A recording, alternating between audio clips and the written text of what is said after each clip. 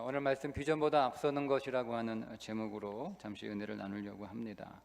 여러분, 오늘 우리가 하나님의 비전, 하나님이 내게 주시는 사명, 그걸 비전이라고 부르는데, 우리가 그런 비전의 삶을 살기 위해서 우리에게 먼저 필요한 것이 있는데, 그게 뭐냐면 우리 주 예수 그리스도와 인격적으로 먼저 만나는 일이 필요합니다. 매우 중요합니다. 우리 주 예수 그리스도를 만나는데 여러 가지 그 방편으로 만날 수 있죠. 그런데 우리가 하나님을 만난다, 내가 주님을 만난다, 내가 그리스도를 만난다 할 때 여러분, 우리는 그리스도를 인격으로 만나야 됩니다. 인격으로. 그러면 그 인격으로 만나는 것이 무엇인가? 오늘 12절과 13절에 인격으로 만나는 것에 관하여 바울이 디모데에게 말씀하고 있는 부분들을 좀 초점을 맞춰서 한번 보려고 하는데요. 바울에게 이방 전도자의 사명이 주어졌죠. 그 사명이 언제부터 주어졌습니까? 다메섹에서 바울에게 사명이 주어졌습니다. 그런데 바울이 그전에는 사명이 없었을까요? 바울이 사명이 없는 삶을 살다가 다메섹에서 비로소 그 인생의 사명을 찾았을까요? 아니죠. 바울은 다메섹 이전에도 사명이 있었어요. 바울은 다메섹 이전에도 분명히 사명을 살고 있었습니다. 그는 그 사명을 위해서 아주 치열하게, 아주 열정적으로, 그리고 그 사명이 하나님께로부터 온 사명이라고 확신을 가지고 충성되게 그 사명을 위해서 살았던 사람이 바울입니다. 그런데 문제는 뭐냐면 그 사명이 결과적으로 하나님한테 어떤 결과를 안겨드렸느냐, 그게 13절에 나와요. 내가 전에는 비방자요, 박해자요, 폭행자였으나 도리어 궁유를 입은 것은 내가 믿지 아니할 때에 알지 못하고 행하였습니다. 그러니까 바울이 다메섹 이전에도 정말 뜨거운 그 사명의 삶을, 누구를 위해서? 자기를 위해 아니에요. 물론 본질적으로 자기를 위한 욕망의 사명이긴 하지만 그는 그렇게 생각을 안 했거든요. 정말 바울 자신은 하나님을 위한 사명이라고 생각을 했어요.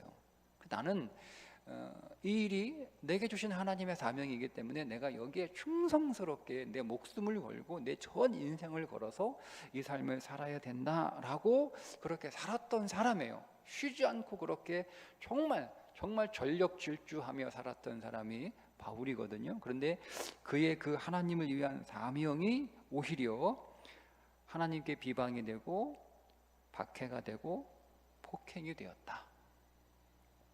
그러니까 하나님을 모욕하는 삶이 된 거죠. 바울에겐 전혀 그런 의도가 없었어요. 자기는 하나님의 영광을 위해서 그 삶을 산다고 생각을 했습니다. 그런데 그게 하나님께 오히려 모욕이 된 거죠.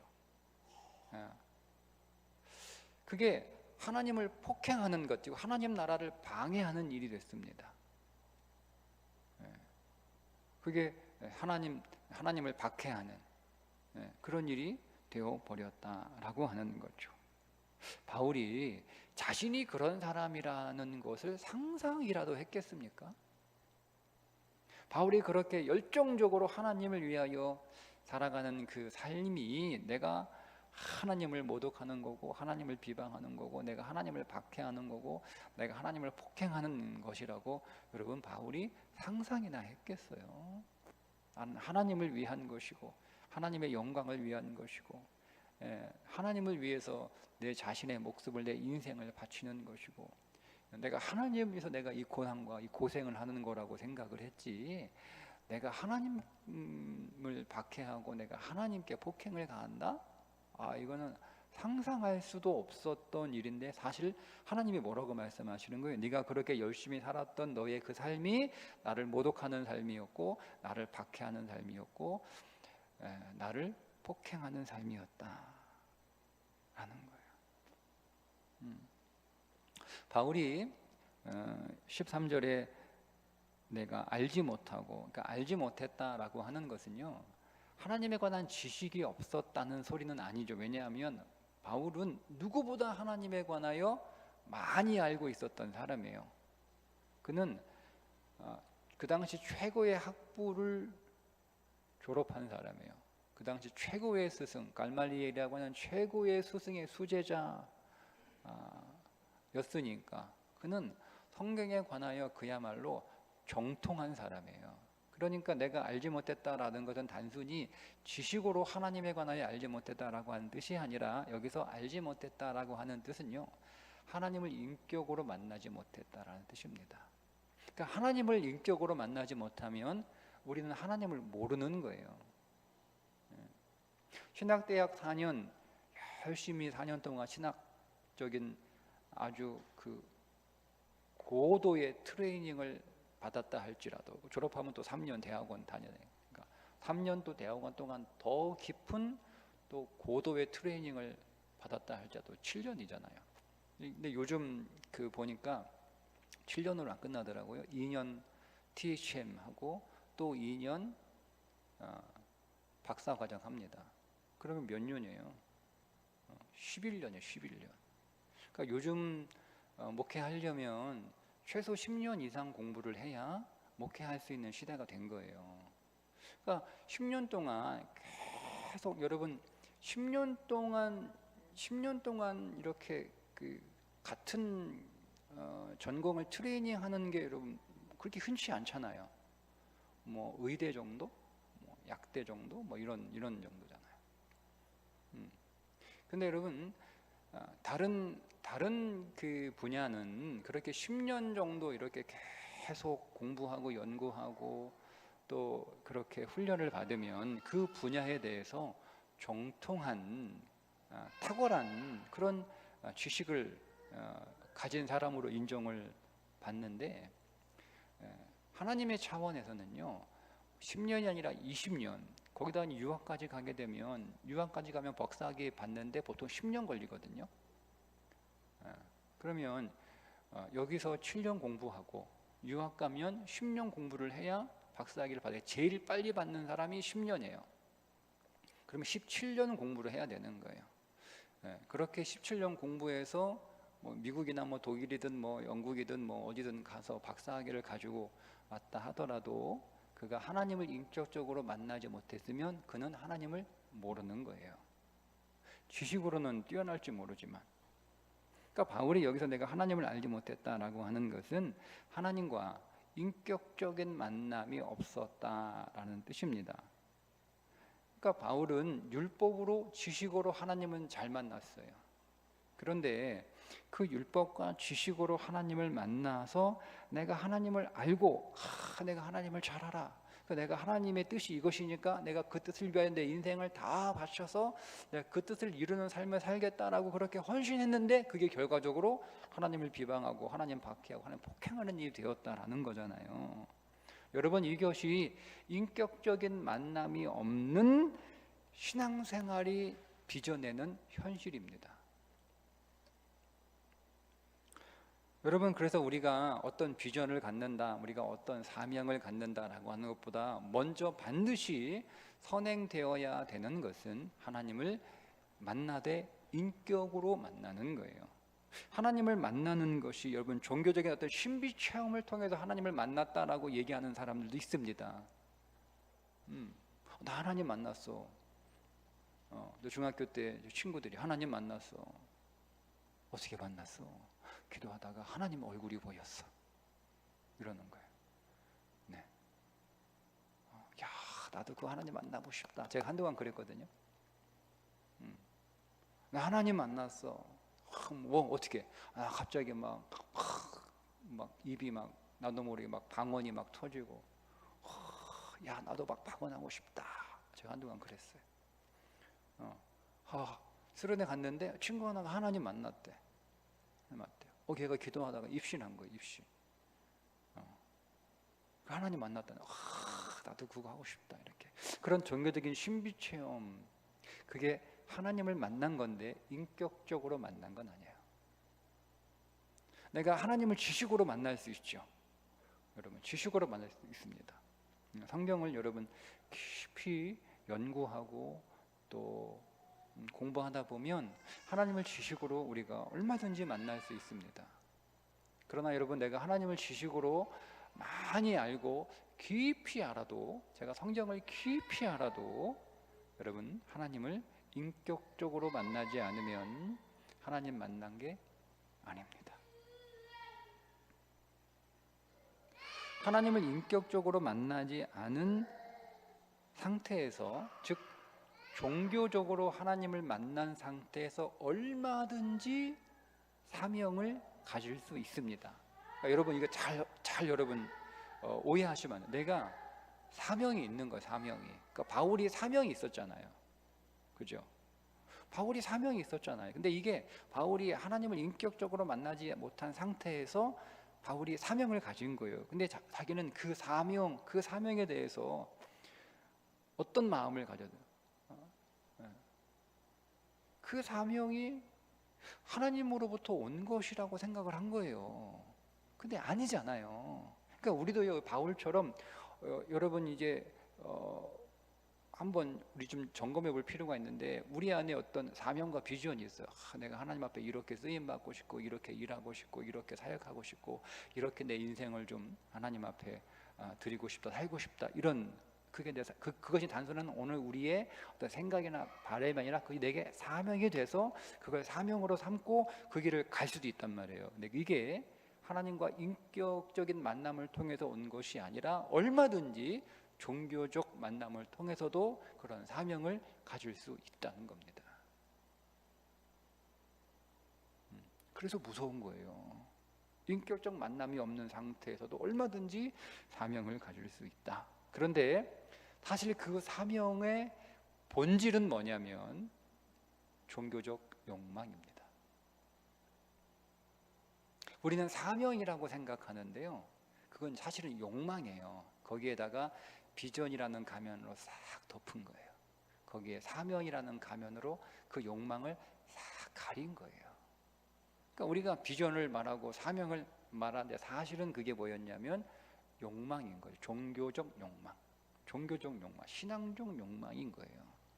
그러니까 이게 우리가 인격적인 만남이 없으면 얼마든지 우리 안에서 일어날 수 있는 현실인 거죠.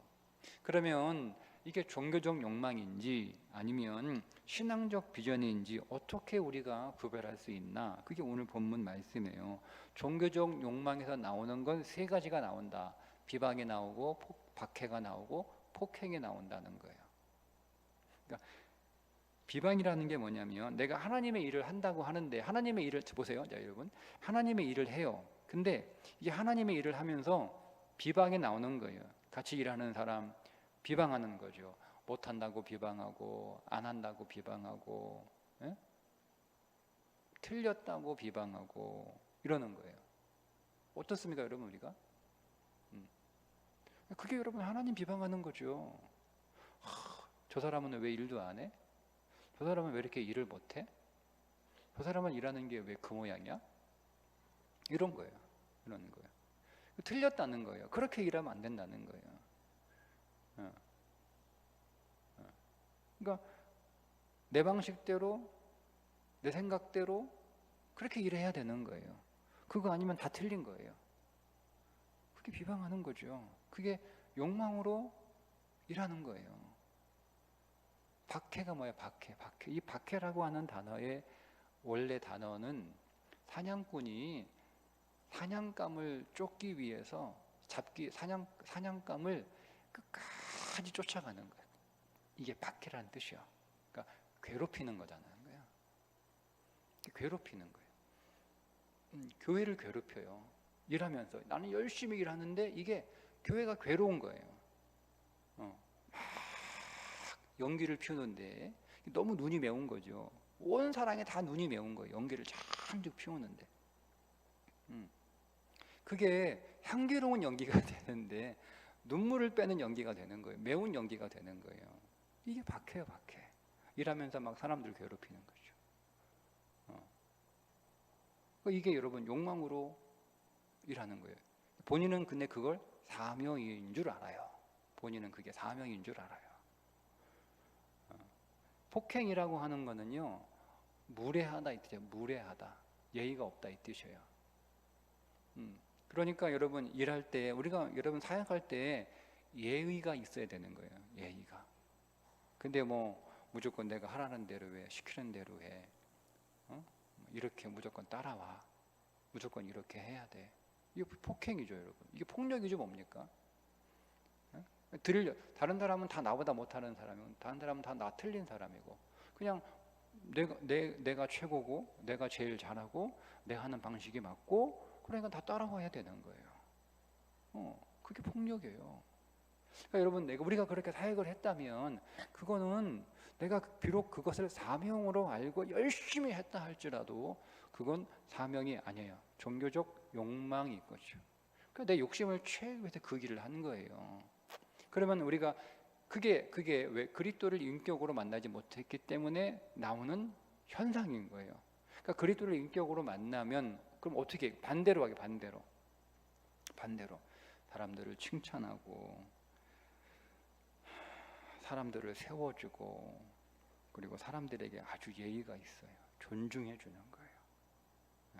그렇게 사역을 한단 말입니다. 왜냐하면 하나님이 나를 그렇게 인격적으로 대우해 주셨기 때문입니다. 그러니까 우리가 하나님을 인격적으로 만났다라고 하는 것은요, 이거예요. 하나님이 인격으로 나를 대우해 주신다라고 하는 것을 경험했다라는 뜻입니다. 이거를 좀 더 설명을 해드리면 뭐냐면, 여러분, 우리가 하나님으로부터 인격적인 대우를 받을 만한 존재인가요? 한번 여러분 생각해 보세요. 나는 하나님으로부터 인격적인 대우를 받을 만한 사람인가? 자, 그러면 바울에게 한번 적용해 볼까요? 바울이 다메섹에서 그리스도로부터 인격적인 대접을 받았어요. 그런데 과연 그 바울이, 사울이죠, 그 사울이 그리스도로부터 인격적인 대우를 받을 만한 사람이었는가? 그리스도께서 바울을 다메섹에서 사울을 찾아가셨는데, 그 사울을 어떻게 찾아가셨어요? 빛으로 찾아가셨죠, 그죠? 여러분, 그때 그 다메섹의 사울이 주님께서 빛으로 찾아가실 만한 사람이었습니까? 아니죠. 바울은 벼락으로 찾아가야 돼요. 그게 바울에게 맞아요. 천둥과 번개로 사울을 찾아가셔야 그게 맞는 거예요. 그게 합당한 대우예요. 그게 합당한 대우죠. 여러분, 안 그렇습니까? 아니, 바울한테 돌 맞은 사람들, 바울한테 끌려가지고 감옥 간 사람들, 바울한테 잡혀가지고 죽은 사람들은 뭐예요? 한번 생각해 보세요, 여러분. 저 사람 때문에 내 가족이, 우리 집안이 다 망했는데, 다 고생했는데, 하나님께서 그런 바울에게 벼락을 내려야죠. 천둥과 번개를 내려가지고 확 태워버려야지. 그 온유한 빛으로 바울을 찾아가셨어? 제가 바울한테 당한 사람이라면요, 하나님한테 엄청 화가 났을 것 같아. 엄청 화가 났을 것 같아. 아니, 여러분도 한번 그렇잖아요. 제가 여러분 마음을 막 상하게 하고 여러분을 막 힘들게 한 사람을, 제가 그 사람을 친절하게 대해봐요. 여러분 어떻습니까? 제가 어제 누가 그러대요? 목사님은 누구 편이라고? 기분 나쁜 거예요. 자기 편이어야 되는데 자기가 싫어하는 사람 편이라고 생각하는 거예요. 그러니까 기분 나쁜 거죠. 근데 하나님이 그렇게 하셨다니까요, 사울을. 그러니까 하나님이 사울을 정당하게 대하는 공정한 하나님은 그 온유한 빛으로 사울을 대하시는 게 아니에요. 천둥과 번개로 걔를 대하셔야 그게 맞아요. 그런데 아니잖아요. 그러니까 여러분, 사울을 대하는 주님의 감정이 어떤 것이었을까? 여러분, 이거 생각해 보셔야 돼요. 주님의 솔직한 감정은 무엇인가? 주님은 감정이 없다라고 생각하시면 안 돼요. 인간 사울을 향한 주님의 감정은 어떤 것이었을까? 인간 사울에 대한 주님의 지식은 어떤 것이었나요? 주님은 사울을 어떻게 알고 계셨을까? 사울을 향한 하나님 주님의 그 각오와 결단과 의지는 무엇이었을까? 근데 이거를 다 꺾어버린 거예요. 그리고 만나신 거예요. 이게 인격이에요. 정말 사울을 향한 주님의 솔직한 감정은 저거 그냥 아주 그냥 번개 내려가지고 그냥 확 태워버려야 되는 거예요. 그래도 시원치가 않아요. 주님의 사랑스러운 제자와 일꾼들을 얼마나 많이 고생시키고 죽이고 잡아갔습니까?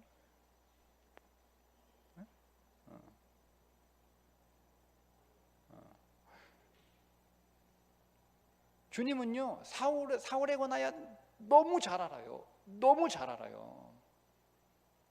사람들은 사울에게 다 속을지 몰라도 그 마음의 중심, 그가 그렇게 하나님을 위한다고 그렇게 날뛰면서 살았던 그 삶의 그 진심이 무엇인지는 주님은 너무 잘 알아요.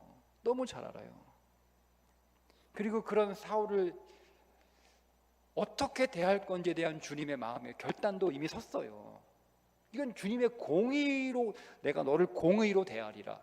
여러분, 그게 주님의 마음 아닙니까? 내가 사울을 나의 공의로 대하리라. 여러분, 이게 정석이잖아요.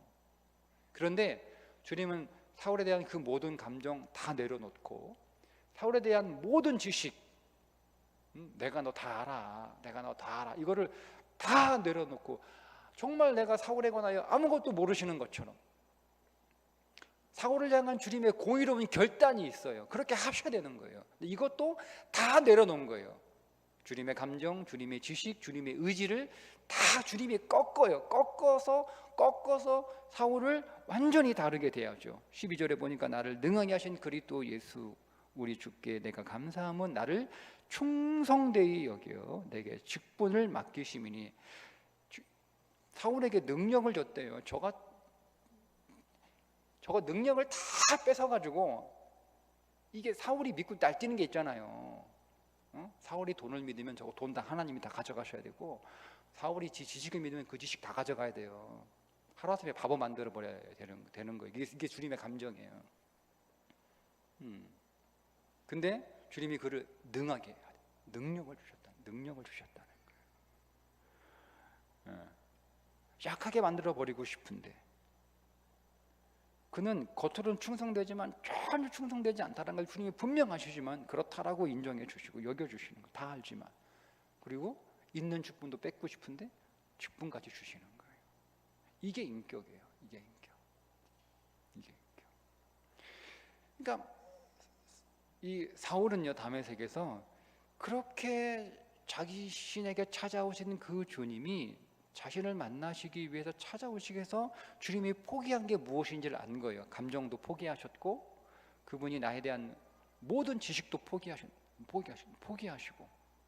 여러분, 제가 여러분들을 너무 소상하게 알면, 여러분들이 저를 너무 자세히 알면 우리가 적당히 몰라야 되는 거예요. 그죠? 여러분이 저에 대하여 적당히 모르셔야지 그래도 저를 목사로 대우할 거 아니에요. 근데 여러분이 저를 너무 소상하게 알아. 그럼 여러분이 저가 목사로 보이겠습니까? 제가 여러분들에 관하여 제가 너무 자세하게 알아요. 너무 자세하게 알아요. 그럼 제가 여러분들이 어떻게 보이겠어요? 그것들을 제가 다 모르는 것처럼 그렇게 하고 제가 여러분들을 대하는 게 사실은 거의 불가능합니다. 그러니까 모르는 게 좋은 거예요. 적당히 모르는 게 좋은 거예요. 차라리 내가 모르고 차라리 내가 속는 게 좋은 거예요. 이 관계 안에서는 너무 알면 안 돼요. 근데 주님은 그러실 수가 없잖아요. 너무 소상하게 아세요. 그러니까 주님이 그 사울에 대한 그분의 모든 지식을 다 포기하신 거예요. 다 그분은 나를 다 아시는데, 근데 그분을 나를 전혀 모르시는 것처럼 그렇게 나를 찾아오셨다는 거. 사울이요, 야, 그리스도가 네가 나를 받겠다라고 얘기하잖아요. 그러면 그분이 나를 어떻게 대하고 싶을지를 분명하게 알아요. 하나님이잖아요. 하나님. 내가 하나님을 핍박했어? 내가 하나님을 박해했어? 내가 하나님을 폭행했어요? 그게 어떤 결과로 자기에게 돌아오는지 사울은 너무 잘 알아요. 왜냐면 그런 율법에 정통한 자였으니까.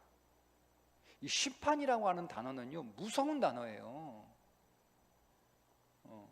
율법에서 심판이라고 하는 단어는요, 이건 정말 우리가 그 앞에서 정말 부들부들 떨어야 되는 단어예요. 이거를 사울은 너무 잘 알아요. 근데 하나님께서 그거를 다, 그 의지, 그 결단을 하나님이 다 포기하고 나를 찾아오셨다라는 것을 다메섹에서 그가 3일 동안 그거를, 눈이 어두운 상태에서 그거를 묵상하면서 깨달은 거예요. 그때는 정신도 없었는데 3일 동안 나를 찾아오신 그분이 하나님의 아들, 우리가 기다리던 메시아 그리스도였단 말인가? 그러면 나는 어떻게 되는 거지? 한번 생각해 보세요, 여러분. 바울에게 그 3일은 어떤 시간이었을까요? 네? 바울에게 그 시간은 어떤 시간이었을까?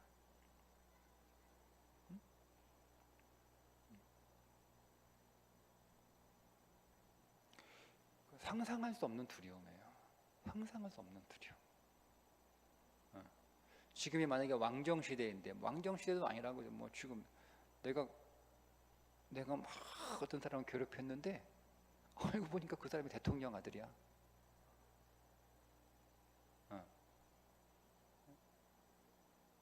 알고 보니까 그 사람이 왕의 아들이야, 왕의 아들.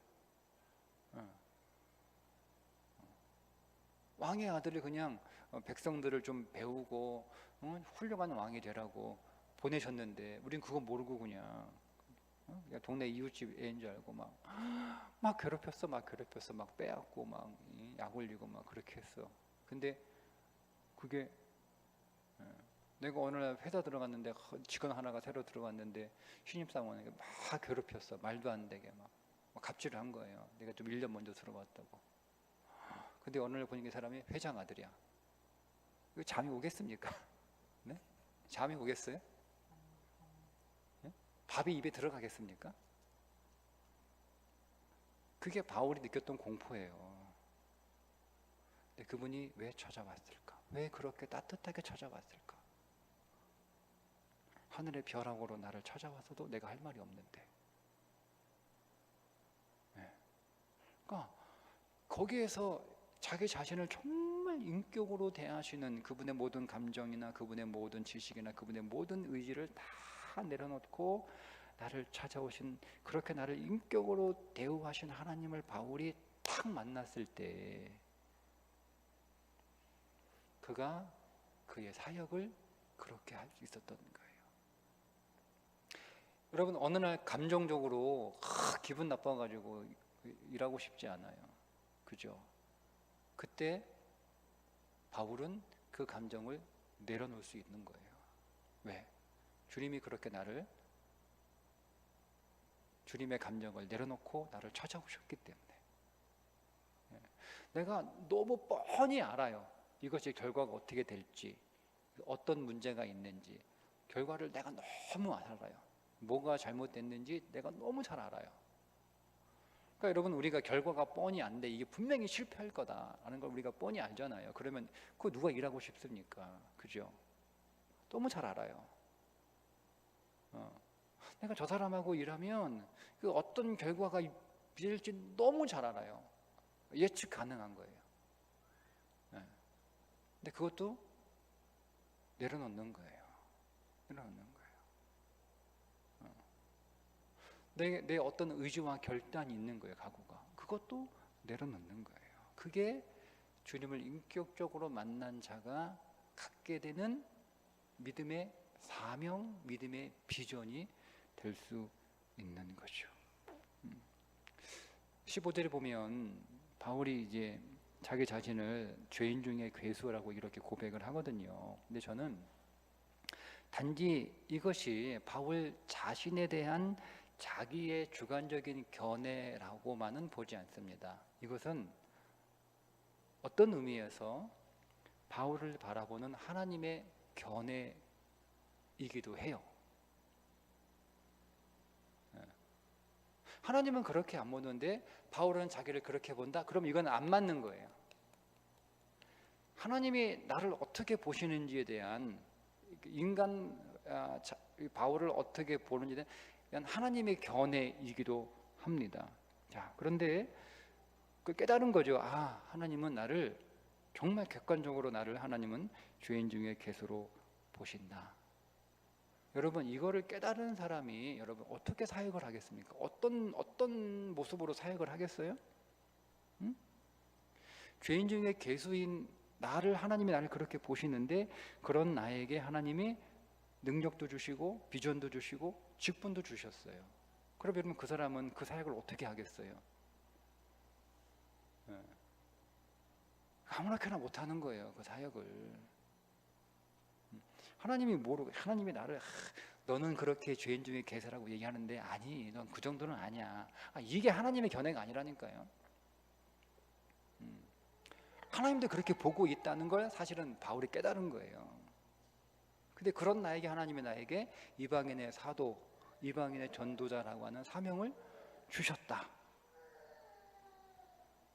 여러분, 그러면 바울은요, 이방인의 전도자로서의 삶을 살아가면서 그가 가지고 있는 모든 감정, 모든 지식, 모든 의지 다 내려놓을 수밖에 없어요. 아니, 바울이 감정이 없습니까? 바울이 감정이 없어요? 아니, 바울이 무식한 사람이에요? 바울은 탁월한 지식의 사람이고요. 그런 많은 인간의 경험을 했던 사람이에요. 사람을 보면 다 어느 정도 다 알고, 그리고 이미 그런 사람들에 대한 정보들은 다 바울에게 제공이 돼요. 바울이 모르겠어요? 바울이 고린도교회 교인들을 바울이 모릅니까? 알잖아요. 바울이 모르겠어요?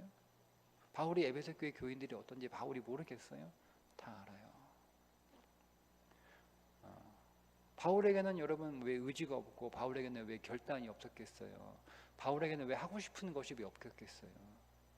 이거를 다 내려놓는 거예요. 다 내려놓아요.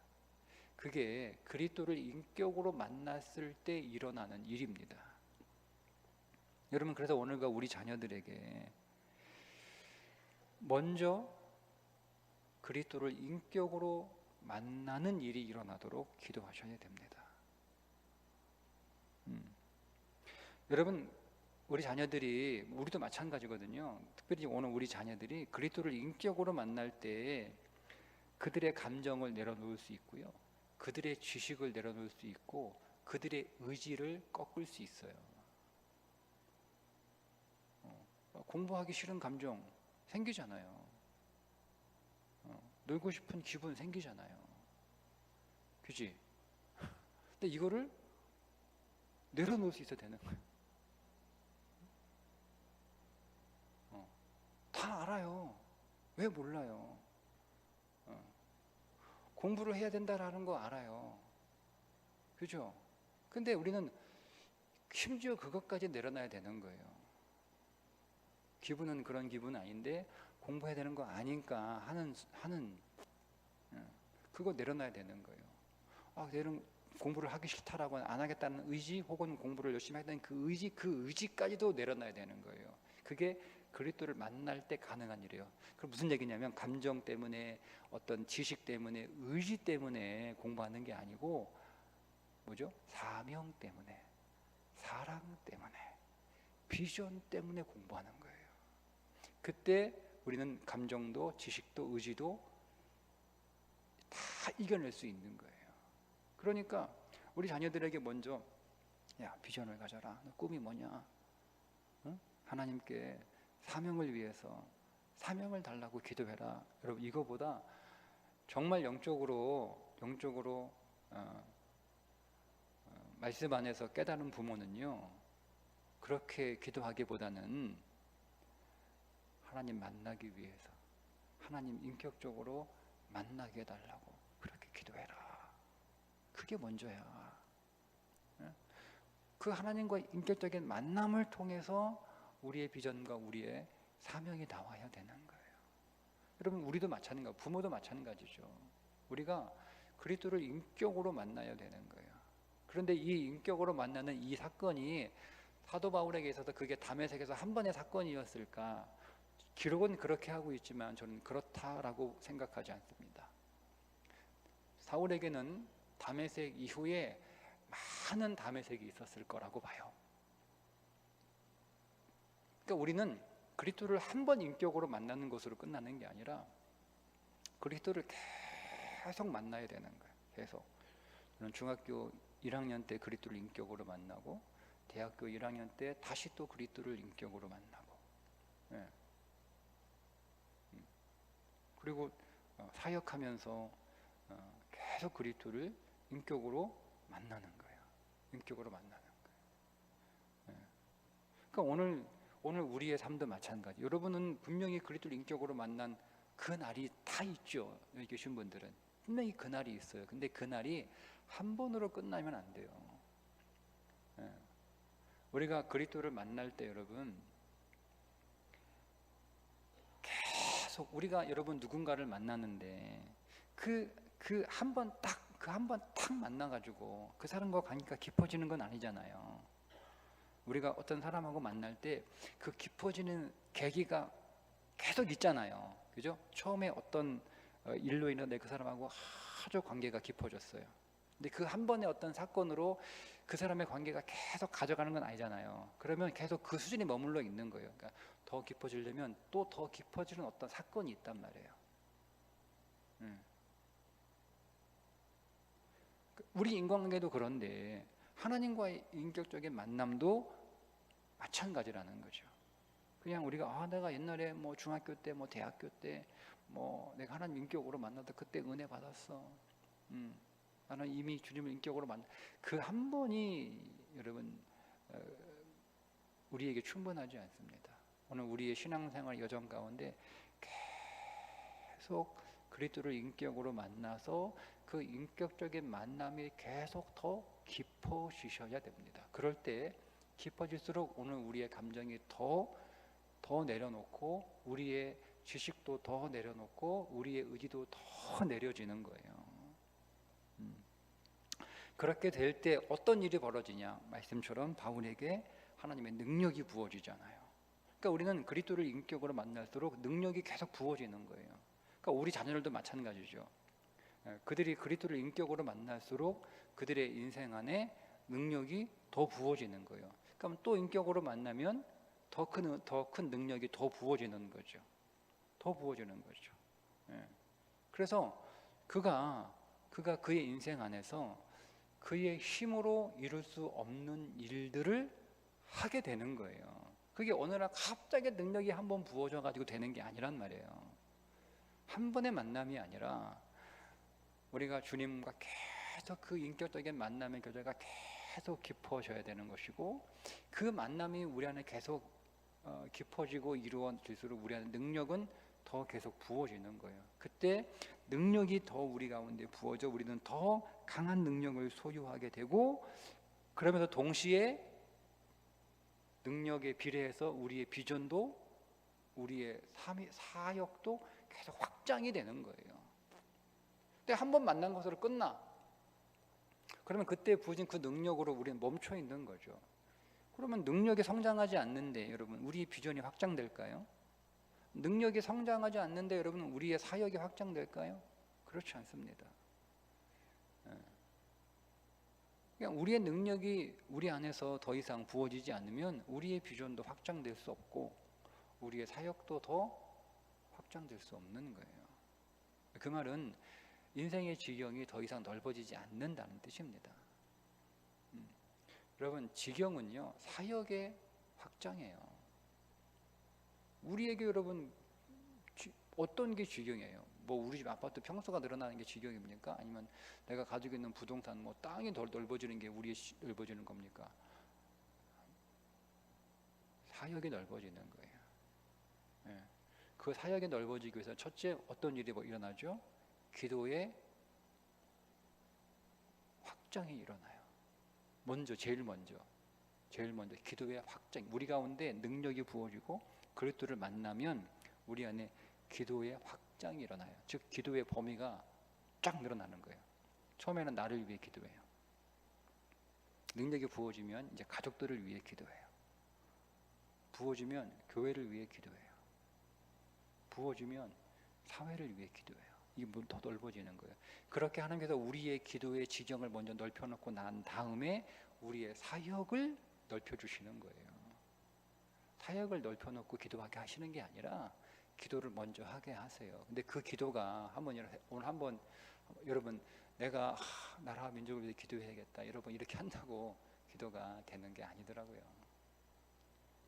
그러니까 내 안에 내 능력만큼 기도하는 거예요.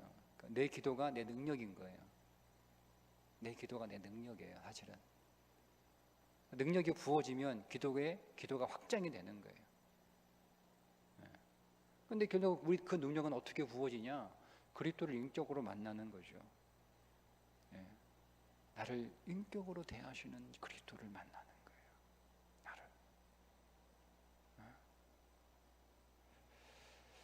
오늘 저와 여러분이 그렇게 우리 주 예수 그리스도를 인격으로 더 깊이, 더 많이 만날 수 있기를 주님의 이름으로 축복합니다. 기도하겠습니다.